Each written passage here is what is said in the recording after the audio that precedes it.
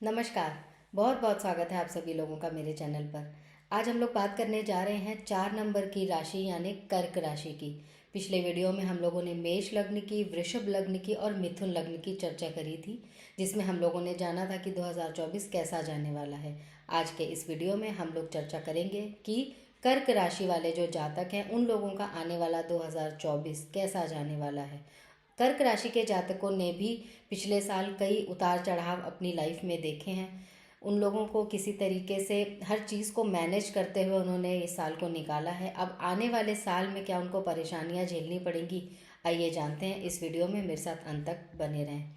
सबसे पहले ये जाने कि कर्क राशि के जो लोग होते हैं वो कैसे होते हैं। तो जो कर्क राशि के लोग हैं वो बहुत ज़्यादा भावुक होते हैं, इमोशनल होते हैं।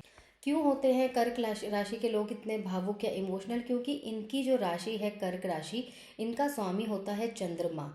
और चंद्रमा को हम लोग ज्योतिष में मन से रिलेट करते हैं, चंद्रमा को ज्योतिष में अपनी माँ से रिलेट करते हैं। तो जो चंद्रमा है वो इन दो हमारी लाइफ में बहुत महत्वपूर्ण चीज़ें जो हैं, जो लोग हैं, एक हमारा मन है, एक हमारी माँ है, दोनों ही बहुत ज़्यादा महत्वपूर्ण होते हैं हमारे जीवन में और दोनों ही इमोशन से भरे हुए हैं।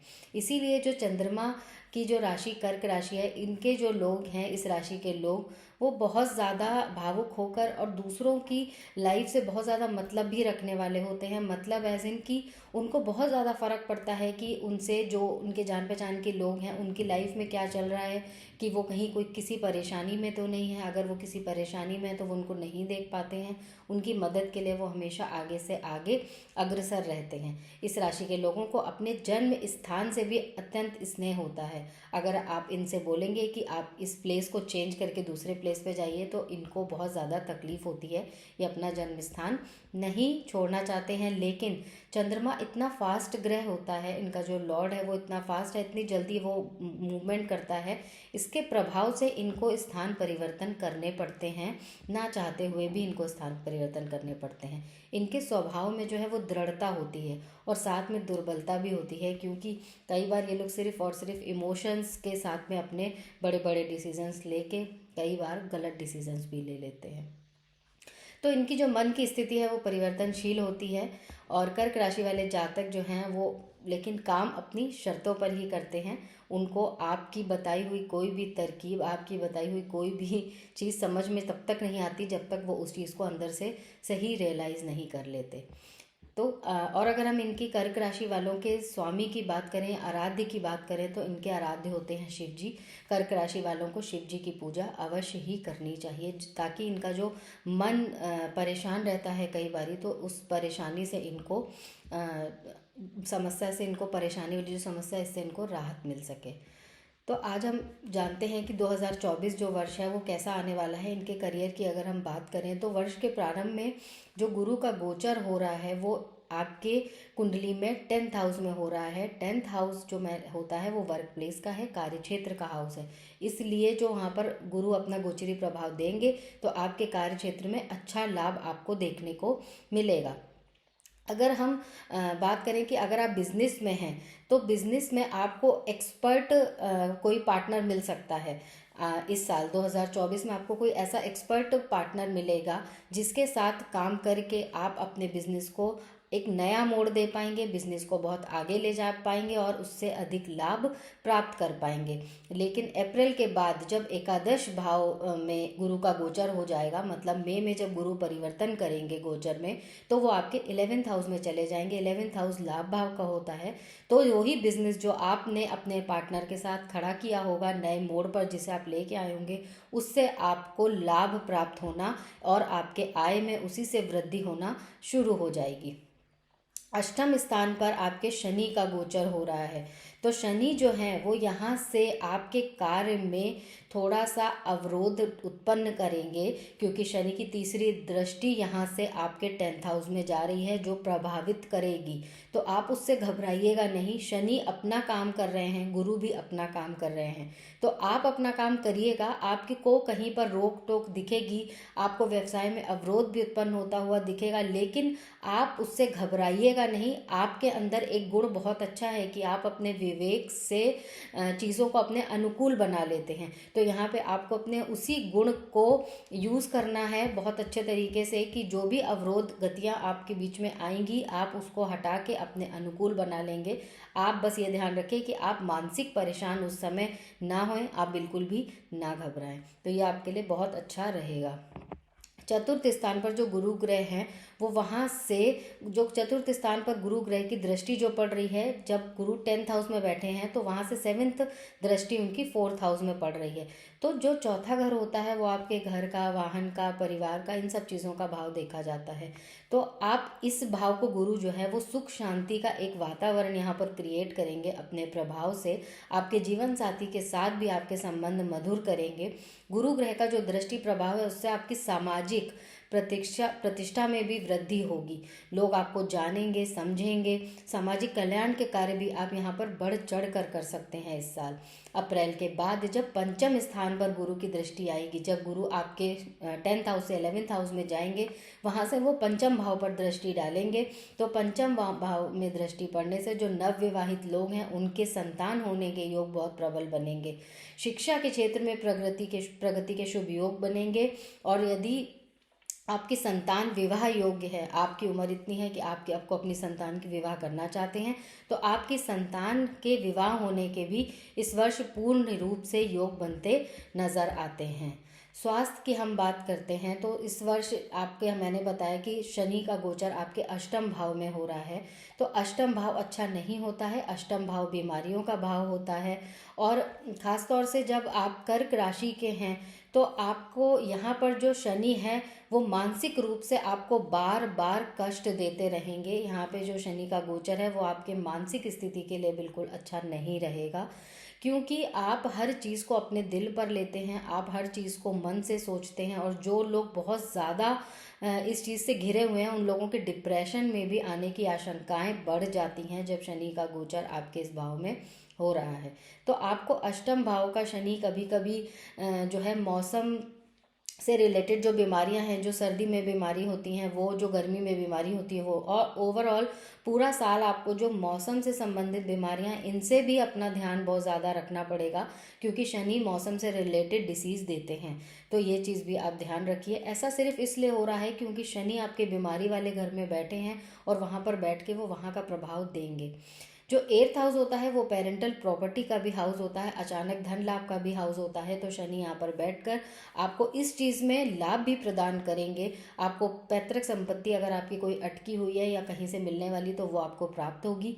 अगर आपका कहीं से रुका हुआ धन था, अचानक से आपको वो मिलने के योग बन सकते हैं। अप्रैल तक गुरु का गोचर आपके 10th हाउस में होने से आपके स्वास्थ्य में तो अनुकूलता थोड़ी बहुत रह सकती है। जब तक गुरु आपके 10th हाउस में बैठे हैं तब तक, यानी अप्रैल तक आपका स्वास्थ्य फिर भी ठीक रहेगा। लेकिन अप्रैल के बाद जब गुरु वहाँ से मूव हो जाएंगे तब आपको बहुत ज़्यादा ध्यान देने की ज़रूरत पड़ेगी। तो आप इस चीज़ का बहुत ध्यान रखें कि आपको स्वास्थ्य को अपने पहले नंबर पर देखना है। स्वास्थ्य आपको खासतौर से मेंटल जो आपका डिस्टर्बेंस होता है उसको आपको सही रखना है। सबसे पहला प्रायोरिटी आपको हेल्थ को देनी है। आर्थिक स्थिति में क्या होगा, द्वितीय स्थान पर गुरु और शनि की दृष्टि का जो प्रभाव एक साथ पड़ रहा है, गुरु की भी दृष्टि जाएगी और शनि की भी जो संयुक्त दृष्टि पड़ रही है वो आपको भूमि, भवन, वाहन इत्यादि के लाभ कराएगा। और अप्रैल के बाद जब 11th हाउस में गुरु पहुंच जाएंगे तो गुरु ग्रह के गोचर के प्रभाव से आपका जो रुका हुआ धन है वो आपको मिलने की पूरी संभावना बनेगी। साथ ही धन के आगमन में भी वृद्धि होगी, क्योंकि जो दूसरा भाव होता है वो धन का भाव भी होता है। अष्टम भाव में शनि के गोचर की वजह से कुछ अचानक धन लाभ, जैसे मैंने आपको बताया, तो ये जो स्थिति है वो जब गुरु का गोचर 11th में होगा तो ये और स्ट्रांग हो जाएगी। तो कुल मिलाकर के ये योग बन रहा है, तो आपको कहीं ना कहीं से अचानक धन लाभ की प्राप्ति होने वाली है 2024 में। लेकिन अष्टम भाव में जो शनि है वो वहाँ से आपके दूसरे घर पर दृष्टि डाल रहे हैं। तो एक चीज़ आपको ये भी ध्यान रखनी है कि कहीं पर भी आप निवेश करने अगर जा रहे हैं तो बहुत ज़्यादा सोच समझ करके आप निवेश करें, नहीं तो यहाँ पर आपको हानि का सामना भी करना पड़ सकता है शनि के प्रभाव से। तो ये चीज़ आप बिल्कुल ध्यान में रखिए। प्रतियोगी परीक्षा के लिए बहुत अच्छा समय रहेगा ये 2024। जो लोग प्रतियोगी परीक्षा के लिए अग्रसर हैं वो लोगों के लिए बहुत अच्छा समय है। छठे स्थान पर गुरु और शनि की जो संयुक्त दृष्टि बन रही है, छठा स्थान होता है हमारा जॉब के लिए होता है, प्रतियोगी परीक्षा के लिए होता है। तो यहाँ पर गुरु और शनि की जो संयुक्त दृष्टि बन रही है, इसका प्रभाव बहुत अच्छा रहने वाला है। प्रतियोगी परीक्षा के लिए लोगों के लिए बहुत अच्छा रहने वाला है। अप्रैल के बाद गुरु ग्रह की पंचम भाव में जब दृष्टि जाएगी तो वहाँ से जब आप यहाँ से किसी प्रतियोगी परीक्षा में भाग लेंगे और दृष्टि चेंज होने के बाद आपने जिसमें भाग लिया है या कुछ भी आप नया करने की सोच रहे हैं, उसके लिए आप प्रयास आपके 2 गुने हो जाएंगे, क्योंकि गुरु पंचम भाव में देखने लगेंगे। पंचम भाव शिक्षा का ही भाव होता है, तो वो समय आपके लिए बहुत अनुकूल रहने वाला है। विद्यार्थियों की शिक्षा के प्रति रुचि बहुत ज़्यादा बढ़ जाएगी। शिक्षा के क्षेत्र में जो भी आशा वो अभी रखते थे, उससे 2 गुनी आशा वो अभी अपने करियर में रख सकते हैं। तो ओवरऑल आप लोगों का जो कर्क राशि वालों का वालों का जो 2024 है वो अच्छा है। धन के लिए अच्छा स्थिति बन रही है, बिजनेस के लिए अच्छी स्थिति बन रही है।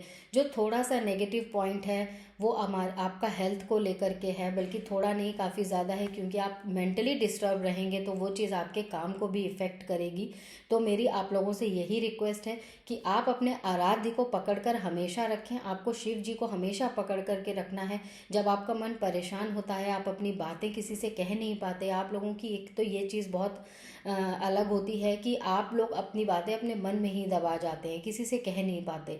तो आप अपनी बातें शेयर करें। अगर आपको लगता है कि कोई इंसान आपकी लाइफ में ऐसा नहीं है जिससे आप अपनी बातें शेयर कर सकते हैं, तो आप कुछ मत करिए। आप बस एक लोटा तांबे के लोटे में जल भरिए और शिव जी के मंदिर में चले जाइए। वहाँ पे आप शिव जी को जल चढ़ाइए, जल से अभिषेक कीजिए और जितना भी बातें आपके मन में हैं, जितने भी प्रश्न आपके मन में हैं, आप सिर्फ शिव जी से बोलिए। आप देखिए कैसे आपको उनसे आंसर नहीं मिलता है, आपको तुरंत आंसर मिलेगा। आप किसी चीज़ में कन्फ्यूज़न में हैं, अगर आप शिव जी से बोलेंगे तो आपको उसका उत्तर अवश्य ही मिलेगा। आप वही काम करने जाएंगे जो शिव जी की मर्जी होगी। और आपको जो अंदर से हैवी फील होता है, आपको परेशान होते हैं, आप किसी से कह नहीं पाते, उस चीज़ से भी आपको निजात मिलेगी।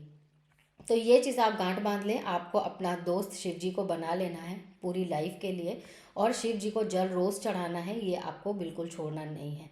गोचर के अकॉर्डिंग अगर हम उपाय की बात करें, कॉमन उपाय की बात करें, तो जो शनि का गोचर 8th हाउस में हो रहा है, उसके लिए आपको मंगलवार के दिन और सैटरडे के दिन, दोनों दिन मंगल और शनिवार के दिन आपको सुंदरकांड का पाठ करना चाहिए। हम हनुमान जी के मंदिर में अगर आप जा सकते हैं तो जा करके दर्शन करिए, वहाँ बैठ करके हनुमान चालीसा का पाठ कर लीजिए, प्रसाद चढ़ा दीजिए मंगलवार और शनिवार को।